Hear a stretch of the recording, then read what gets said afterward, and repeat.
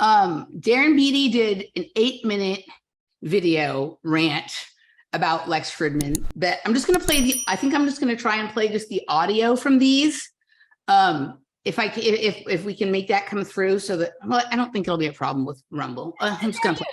Fair use. Just fair use. Okay. Yeah. We appreciate what you did, and we are doing this to promote you. Everybody, I will include the links to both episodes on Rumble of Glenn Greenwald's show and Darren Beattie's channel. So go there, listen to the full thing, support them.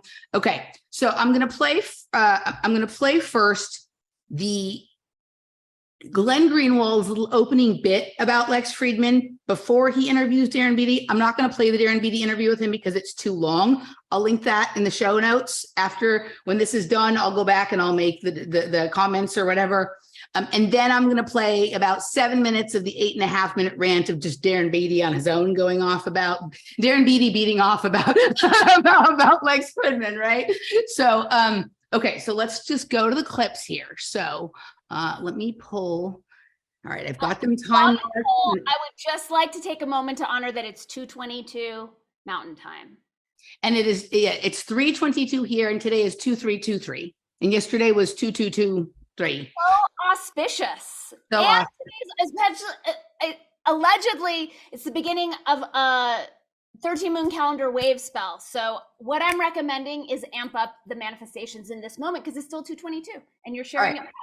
Yay! Okay, here we go. If you spent any time on YouTube or Twitter lately, and the chances are you probably have, you likely have noticed that the name Lex Fridman has become nearly ubiquitous and inescapable virtually overnight. Fridman is a podcaster who has amassed a very large audience, largely by conducting long interviews, very long, sometimes 7 or 8 hours, with high-profile names in entertainment, tech, politics, and media. His interviews are especially popular and heavily promoted on YouTube, where his videos regularly amass millions of views. I saw on Twitter someone saying, Lex Fridman is who you wake up to if you fall asleep listening to a podcast on YouTube. The algorithms will shove him down your throat.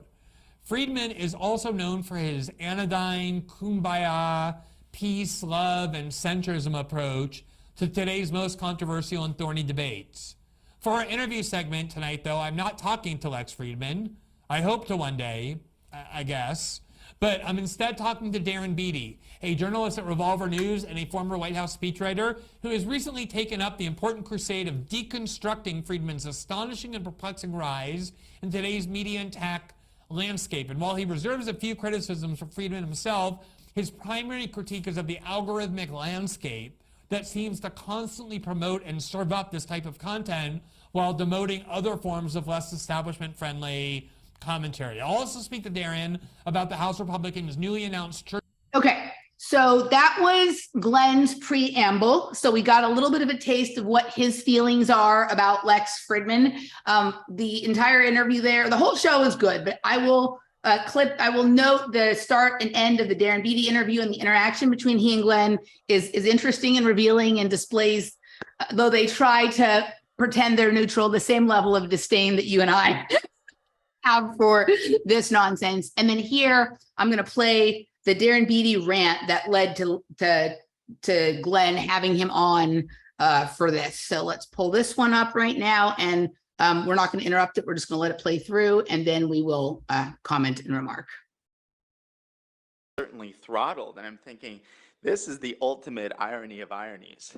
I managed to survive Twitter under the old FBI, parag awal, the old FBI parag awal and Vijaya, under the Vijaya regime.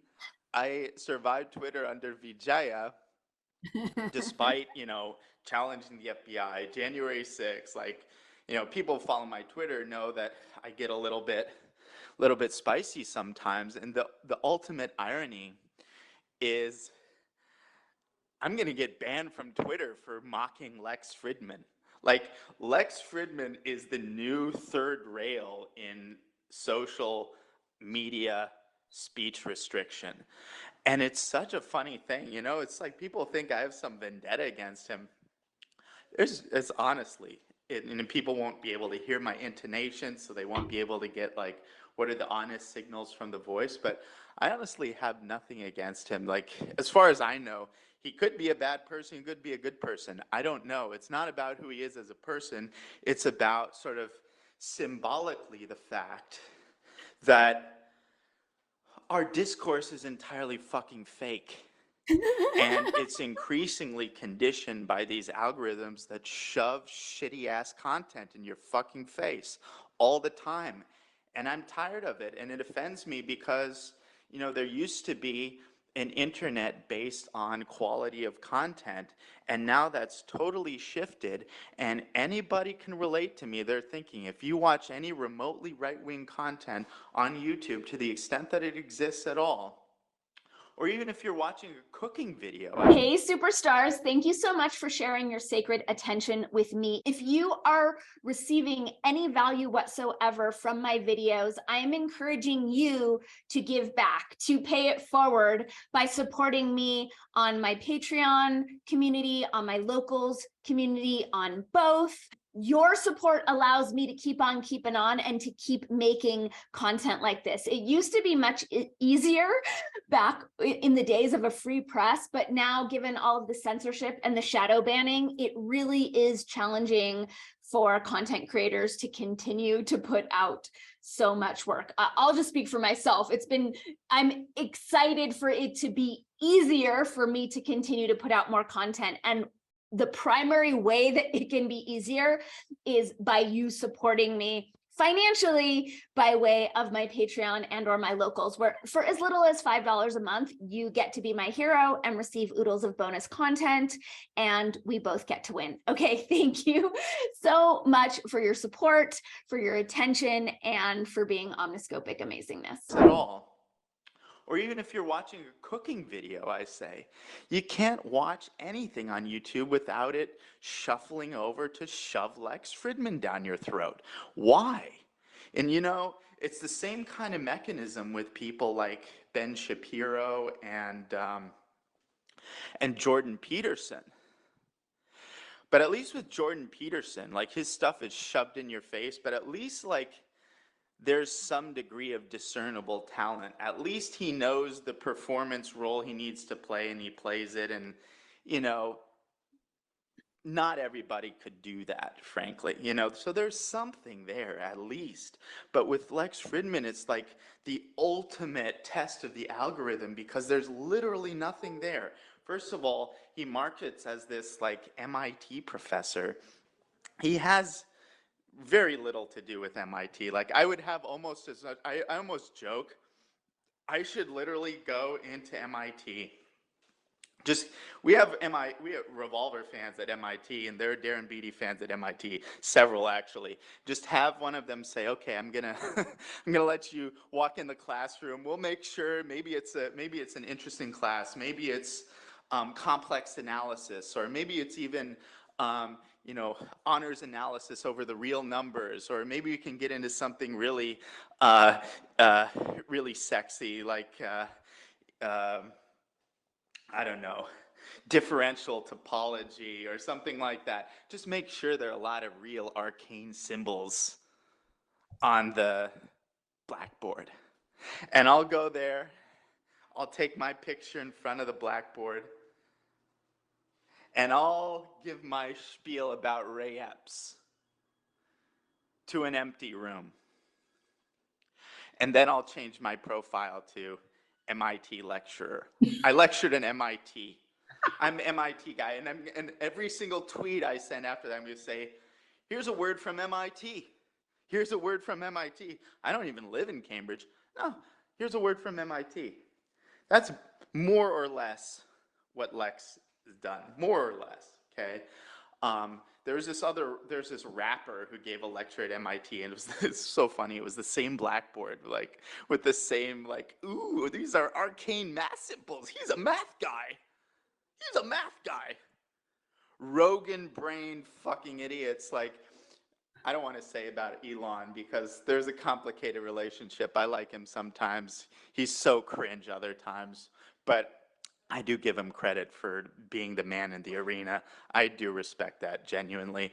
But God, how Rogan brain do you have to be to like, oh, Lex, he's an AI researcher. Oh, he does AI? He codes? He learned to code. Well, where did he learn? He learned at Drexel. He's not involved. He's not, his real involvement is with Drexel. And there's nothing wrong with that. There's nothing wrong with extremely low-ranked universities. I want to be on the record as saying that.